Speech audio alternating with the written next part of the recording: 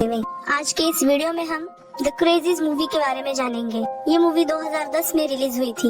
एक जानलेवा वायरस कैसे एक टाउन में फैलता है और वहाँ के लोग कैसे पागल हो जाते हैं, यही इस फिल्म की कहानी है। अगर ये वीडियो आपको अच्छा लगे तो लाइक और कमेंट जरूर कीजिए और अगर आप इस चैनल पे नए हो तो चैनल को भी सब्सक्राइब कर लीजिए। फिल्म की शुरुआत में हमें ऑर्डिन मार्श नाम का टाउन जलता हुआ दिखता है। वो टाउन पूरी तरह से बर्बाद हो चुका था। 2 दिन पहले तक वो टाउन बहुत शांत, खूबसूरत और प्यारा था, जहाँ के लोग बहुत शांति से और खुशी से रहते थे। अब 2 दिन पहले की कहानी दिखाते हैं, जहाँ पर हमें जूडी दिखती है। जूडी पेशे से डॉक्टर थी और उसके साथ होती है बेका, उसकी असिस्टेंट। बेका उसे कहती है कि उसे आज शाम जल्दी जाना है, उसकी आंटी बीमार है। पर जूडी को पता था कि शाम को टाउन में बेसबॉल का मैच है, जिसमें बेका का बॉयफ्रेंड स्कॉटी खेलने वाला था। स्कॉटी ने बेका को इनवाइट किया था, इसीलिए जूडी बेका को जाने की परमिशन देती है। अब सीन आता है डेविड के ऊपर। डेविड टाउन का शेरिफ है और जूडी का हस्बैंड। डेविड उसी ग्राउंड में था जहाँ पर स्कॉटी का बेसबॉल मैच चल रहा था। वहाँ प्रिंसिपल बेन भी थे। डेविड रसल के साथ बातें कर रहा था। रसल भी एक ऑफिसर था। तभी उस ग्राउंड में रोरी नाम का आदमी गन लेके आता है। सब डर जाते हैं कि रोरी कुछ कर ना दे, इसलिए डेविड उसके पास जाता है और मैच रुक जाता है। रोरी एक अल्कोहलिक था। डेविड को लगता है कि ज्यादा शराब पीने से उसे कुछ होश नहीं, तो उसे रोकने की कोशिश करता है और उसे गन नीचे रखने को कहता है, पर वो डेविड पर गन पॉइंट कर देता है। रोरी के नाक से खून बह रहा था। डेविड को रोरी कुछ अजीब लगता है। जब डेविड को लगता है कि वो उस पर फायर करने वाला है, तो उससे पहले ही डेविड के हाथों से फायर हो जाता है, जिसका डेविड को अफसोस भी होता है, क्योंकि रोरी की जगह पर ही मौत हो जाती है। इसके बाद रोरी की बॉडी ऑटोप्सी के लिए भेजी जाती है। रोरी ने शराब पी थी या नहीं ये जानने के लिए हॉस्पिटल में रोरी की वाइफ पैगी और बेटा कर्ट आता है। दोनों ही डेविड पर गुस्सा थे।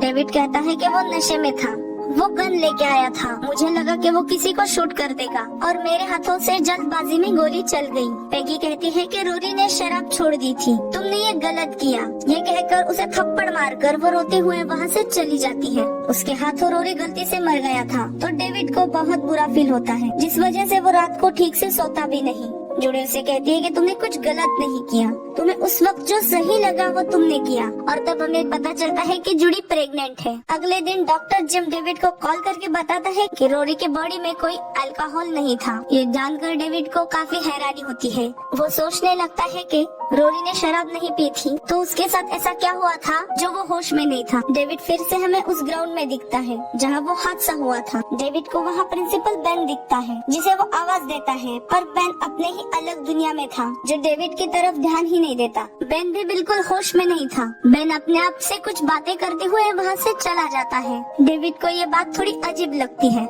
यहाँ जूडी की क्लिनिक में डेबरा नाम की एक औरत आती है, जो उसकी बहुत अच्छी दोस्त थी। उसका पति बिल भी बिल्कुल बेन की तरह बेसुध होके बैठता था। उसके चेकअप के लिए डेबरा उसे जूडी के पास ले आई थी। जूडी से बात करते वक्त बिल कहता है कि वो ज्यादा चिंता करती है। मैं ठीक हूँ, बस थोड़ा थका हुआ हूँ, और यही बात वो बार बार दोहराने लगता है। जूडी थोड़ी कंफ्यूज हो जाती है। वो डेबरा से कहती है कि बिल का सिटी स्कैन करना पड़ेगा। रात को बिल अपने बेटे निकोलस को चाकू से मारने की कोशिश करता है, तो डेबरा उसे लेके घर के अलमारी में छुप जाती है। जिसके बाद बिल घर को आग लगा के उन दोनों को जला के मार देता है, जिसका उसे जरा सा भी पछतावा नहीं था। डेविड बिल को जेल के अंदर बंद कर देता है, पर बिल वहाँ पर भी पागलों की तरह हरकतें कर रहा था, जो बहुत देर तक एक बुत की तरह खड़ा था, जैसे उसे किसी बात का होश नहीं। डेविड कहता है कि रोरी भी बिल्कुल ऐसा ही था। इसके बाद जंगल में कुछ लोग दिखते हैं जो शिकार करने आए थे।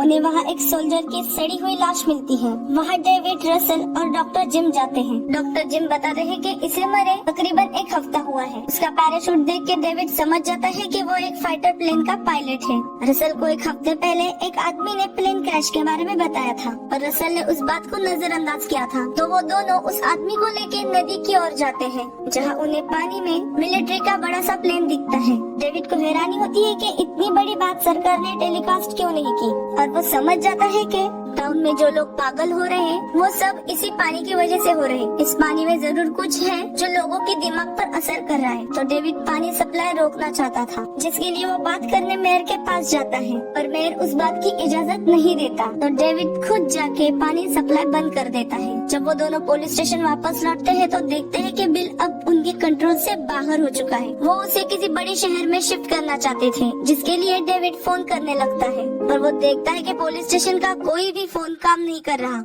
ना ही मोबाइल में सिग्नल है और ना ही इंटरनेट कनेक्शन। यानी उस टाउन से कोई किसी को संपर्क करना चाहे तो वो बिल्कुल नामुमकिन था। डेविड समझ जाता है कि उन पर कोई भारी मुसीबत आने वाली है। डेविड को रास्ते के आखिर में एक कार दिखती है, जिसमें बैठा आदमी उसकी फोटो ले रहा था। जब डेविड उसकी तरफ बढ़ता है तब वो भाग जाता है। वहीं पर डेविड को डॉक्टर के क्लिनिक से कुछ आवाजें आती है, जिसे वो चेक करने जाता है। डॉक्टर ने अपने ही असिस्टेंट के होठ और आँख सी दिए थे, यानी डॉक्टर जिम भी रोरी और बिल की तरह इन्फेक्टेड हो चुके थे, जो डेविड पर हमला करते हैं। वो डेविड पर एक मशीन से हमला करने वाले होते हैं, पर डेविड उन्हें उस मशीन से मार देता है। पर वो मशीन चालू होती है, जिसे रसल आके बंद करता है और डेविड की जान बचा लेता है। रात को डेविड जूडी को कहता है कि वो कुछ दिनों के लिए अपने माँ के पास चली जाए, क्योंकि वो प्रेग्नेंट थी और डेविड को उसकी बहुत फिक्र हो रही थी। तभी उनकी बातों के दौरान वहाँ सोल्जर आते हैं, जो उन्हें एक गाड़ी में बिठाते हैं। वो सोल्जर टाउन के सभी लोगों को एक कैंप में ले जा रहे थे।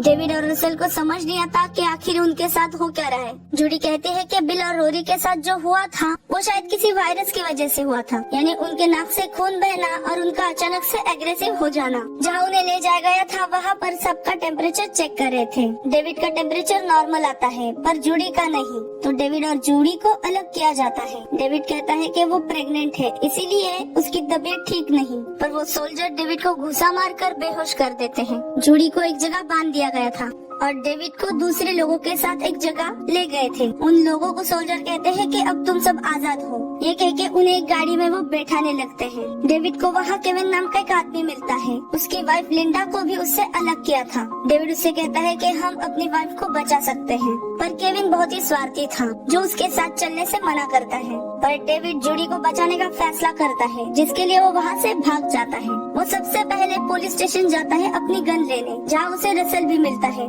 रसल भी वहाँ से भाग कर आया था और अब रसल भी उसका साथ देता है। यहाँ जूडी को बेका दिखती है, उसे भी बांध दिया गया था। उनके साथ और भी लोग थे, जिसमें से कुछ लोग वायरस से इन्फेक्टेड थे। वहाँ पर बेन आता है, जो एक एक करके सभी को मारने लगता है। जैसे ही वो बेका के पास आता है, जूडी जोर से चिल्लाती है और उसका ध्यान जूडी पर जाता है, तो वो जूडी को मारने लगता है। पर तभी वहाँ डेविड आके उसे शूट करता है और उन दोनों को बचा लेता है। अब रसल को डर लगने लगता है कि वो भी बाकियों की तरह इन्फेक्टेड न हो जाए, जिसे डेविड हौसला देने लगता है। उन्हें टाउन छोड़ने के लिए एक गाड़ी की जरूरत थी, जिसे लेने के लिए वो डेविड के घर जाने का प्लान करते हैं। रास्ते में बेका अपने बॉयफ्रेंड स्कॉटी के घर जाती है, जो बेका के ऊपर गन पॉइंट करता है, क्योंकि वो भी काफी डर गया था कि बेका कहीं इन्फेक्टेड ना हो। पर इतने सब लोगों को एक साथ देख के वो समझ जाता है कि सभी सुरक्षित हैं। उनके बातों के दौरान स्कॉटी के घर मिलिट्री आती है, जो स्कॉटी की माँ को घर से बाहर निकालती है। स्कॉटी इन सब के साथ अपने फार्म में छुपा था,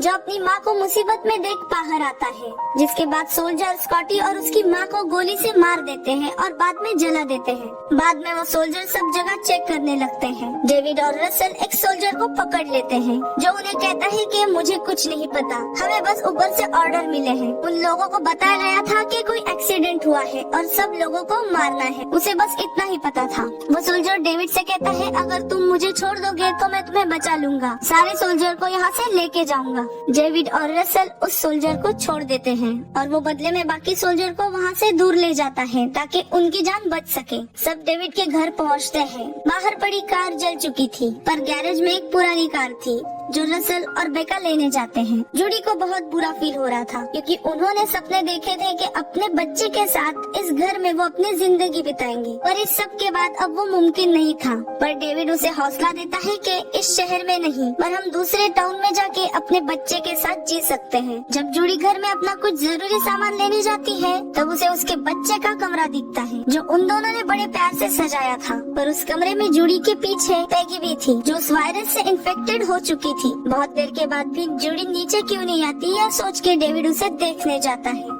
जहाँ उसे जूडी एक चेयर से बंधी हुई मिलती है। तभी पीछे से कर्ट उस पर हमला करके उसका गला दबाने लगता है और पेगी उसके हाथों में चाकू मार देती है। पेगी और कर्ट पूरी तरह से इन्फेक्टेड हो चुके थे, जिसके दिल में बदले की भावना थी क्योंकि डेविड ने रोरी को गोली से मारा था। तो पेगी भी जूडी को गन से शूट करना चाहती थी, पर डेविड उसे उकसाता है और उसका ध्यान अपनी तरफ खींचता है। जैसे तैसे डेविड कर्ट से अपने आप को छुड़ाता है और पेगी को मार देता है और बाहर मौजूद रसेल कर्ट को गोली मारकर डेविड और जूडी की जान बचाता है। जिसके बाद वो ऊपर आके फिर से उन दोनों को गोली मारता है। जूडी रसेल पर शक जताते हुए डेविड से कहती है कि रसेल भी बीमार है, उस पर भी वायरस का असर हो रहा है। तुमने देखा नहीं कैसे उसने उन दोनों पर गोली चलाई? पर डेविड कहता है कि मुझे बस इतना पता है कि उसने हमारी जान बचाई। पर सच तो ये था कि रसेल पर उस वायरस का असर हो रहा था जो अग्रेसिव बन रहा था। वो डेविड की पुरानी गाड़ी लेके शहर छोड़ने लगते हैं। गाड़ी में बेका को खांसी आती है तो रसेल उस पर शक जताता है और उस पर गुस्सा करने लगता है।